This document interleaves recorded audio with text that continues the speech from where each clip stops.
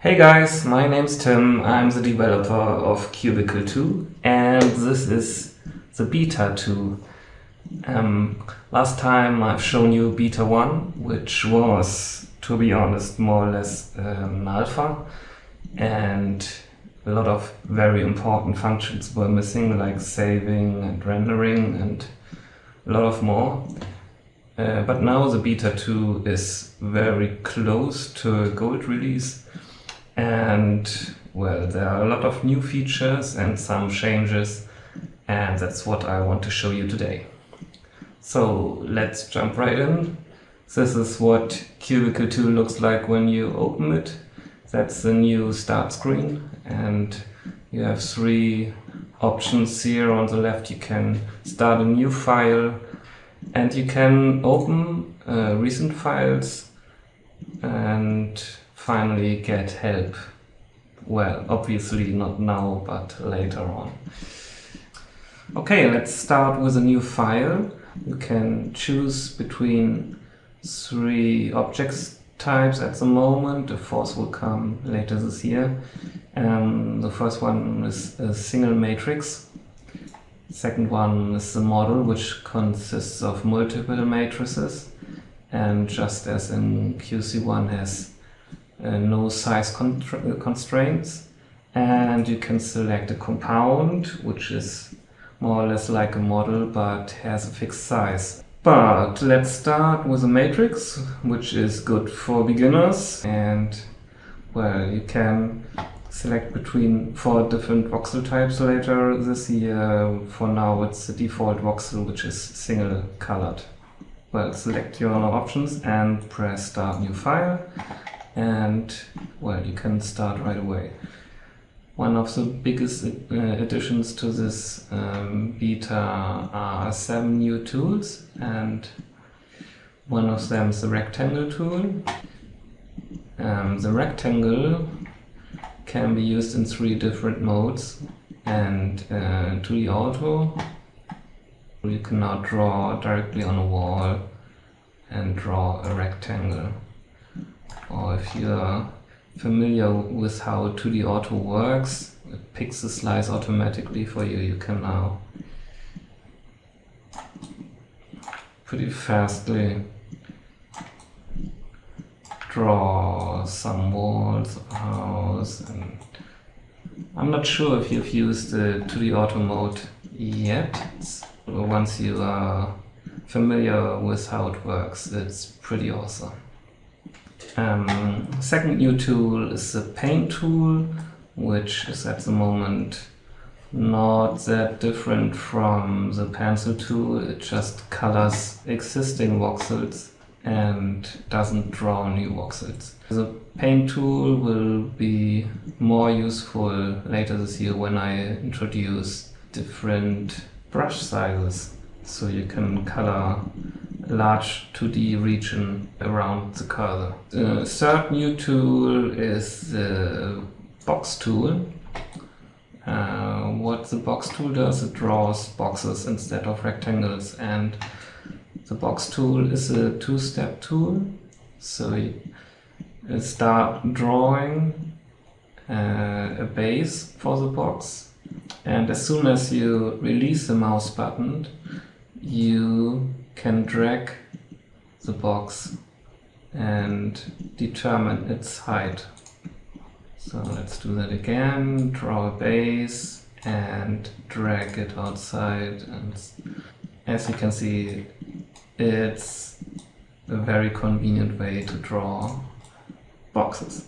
The fourth tool I want to introduce is the box select tool, which can select voxels inside a box you draw. It works the same way as the box tool. You start to drag a rectangle, and as soon as you release, you can drag it into any direction, and the voxels inside that box will be selected. One more tool that's very cool is the extrude tool, which can extrude 2D areas. The extrude tool works the same as the box and the box select tool. It's a two-step tool. drag a base and drag it outside, and it extrudes that area. Last tool I can show you in the matrix editor is the resize tool.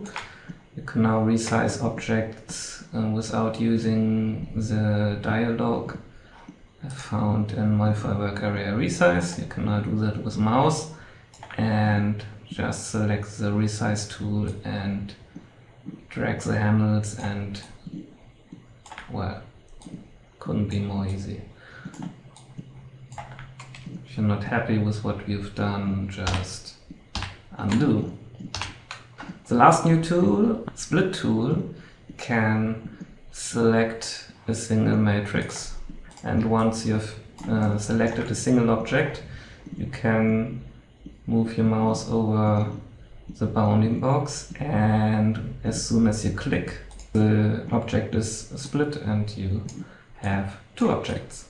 Yeah, those are the new tools, and there's one major change to the tools. I've removed the bounding box highlighting, so if you move over an object, the bounding box will not be displayed any longer, so this reduces flickering a lot. The only tool I need that is the move tool, which will render the bounding boxes automatically, and you see as soon as you move over an object it gets highlighted. Another new feature is the swatch map, which can now be modified. You can now move swatches over to a different place or add new swatches, delete them. The way to pick swatches is hold down the shift key and click on swatches, and you can now delete them with the minus button. To move swatches, hold down Control, and you will see an indicator where the swatches will be moved. So if I click here, so swatches are now located here. If I click here, the other swatches are shifted to the right. Another new feature is that you can assign the favorite swatches in the map edit mode. Those are your favorite swatches. If I press 1, then black is selected. If I press 2, white is selected. And you can now assign those keys in the map mode. Just move your mouse over a swatch and press the corresponding key. So if you like that pink here to be number 3, then move over it and press 3. If you want to mix a color and add it to the color map, swatch map, then simply press plus and it will be added. Okay, next new feature is the render mode.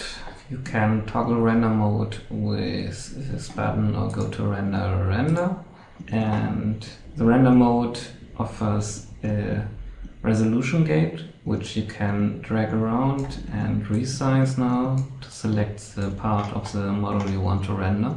If you want to render it to file, just click this button, or you can just render settings. You can turn on wireframe or shading, or use the camera light instead of the directional light, and you can change the background color.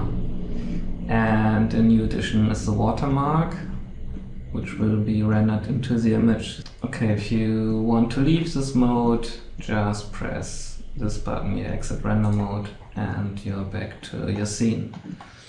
The last and probably most important feature that was missing in the last beta was saving what you've done. I've invented a new file format which is called Qubicle, short for Qubicle. And that new file format has some unique features like a preview thumbnail, which is saved inside the file format, and it can hold file infos you can save into the file format. For example, if I close that file, you can see the thumbnail that is automatically generated by Qubicle. If I change something in the scene and press save, then you can see the thumbnail is automatically updated. In addition to the thumbnail, it saves file info. You can modify the file info using the main menu. Just click here and add a title, description, keywords, who's made this, and company, website, and copyright. The last 4 fields can be preset by using settings file info presets. Those will be copied into the file automatically. Okay, let's come to the minor changes I've made. The UI is slightly different. I've introduced a new compact mode, which can be toggled with the tab key. Press tab and you've got plenty of more room for your model to work on. And well, tap, tap, tap, go back and forth. And I've changed the keyboard bindings. Turned out the old Qubicle 1 keyboard bindings were better than the new ones I wanted to set, and so now you can use again the old keyboard bindings, which are very close to the keyboard bindings from Photoshop. So if you're familiar with Photoshop, that's pretty cool. But I had to move the keyboard assignment for activating objects. Now activating an object has the keyboard shortcut Q. Move your mouse over an object and press Q and it gets activated. If you want to get back to the parent object, move over an empty area and press Q again. So Q, Q, Q, Q. I guess those are the most important changes. Oh, you can change matrix name by clicking here. You can now pick a slice by moving your cursor over a voxel and tap space. And if you tap space again, you get back to the previous mode. I'm pretty sure there's more, but I guess you will find out on your own. Have fun playing with Qubicle 2, with the beta 2, and until next time.